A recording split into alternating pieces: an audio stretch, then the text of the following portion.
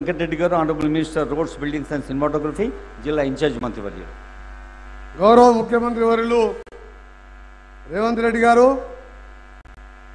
జిల్లాకు చెందిన senior deputy CM శాఖ మంత్రులు బట్టి విక్రమార్క గారికి, పెద్దలు తుమ్మల నాగేశ్వరరావు గారు, పొంగులేటి శ్రీనివాసరెడ్డి గారికి, శ్రీధర్ బాబు గారికి, సీతక్క గారికి, ఉండా సురేఖ గారికి, అలాగే వేదిక పైన గౌరవ శాసనసభ్యులకు, అధికారులకు, కలెక్టర్కు, ముఖ్యంగా పెద్ద ఎత్తున విచ్చేసిన అక్కలకు, చెల్లెళ్లకు మీ అందరు కూడా చేతులెత్తి నమస్కరిస్తూ ఈరోజు శ్రీరాముల వారిని దర్శనం చేసుకొని వారి పాదాల దగ్గర ఇందిరమ్మ ఇల్లు కార్యక్రమాన్ని చెప్పిన మాట ప్రకారం ప్రారంభిస్తున్న సందర్భంగా తెలంగాణలోని యావత్ పేద ప్రజలందరికీ కూడా శుభాకాంక్షలు తెలియజేసుకుంటూ, పేదవానికి సొంత ఇల్లు అనేది కళ.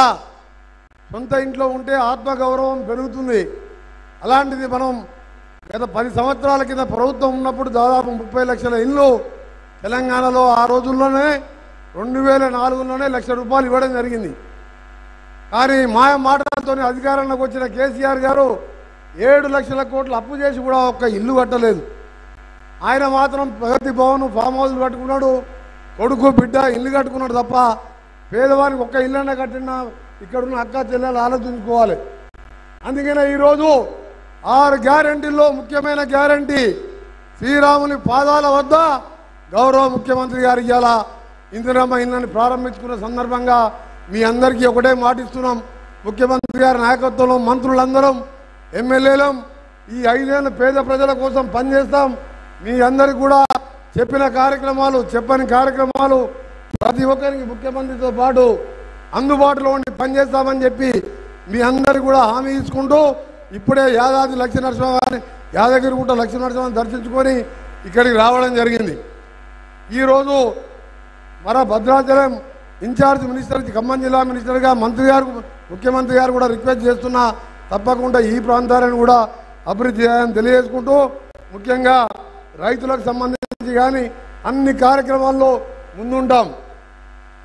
ఇక పోతే ఎన్నికలు కూడా దగ్గరకు వస్తున్నాయి. ఇంకా 40 రోజుల్లోనే పార్లమెంట్ ఎన్నికలు వస్తున్నాయి.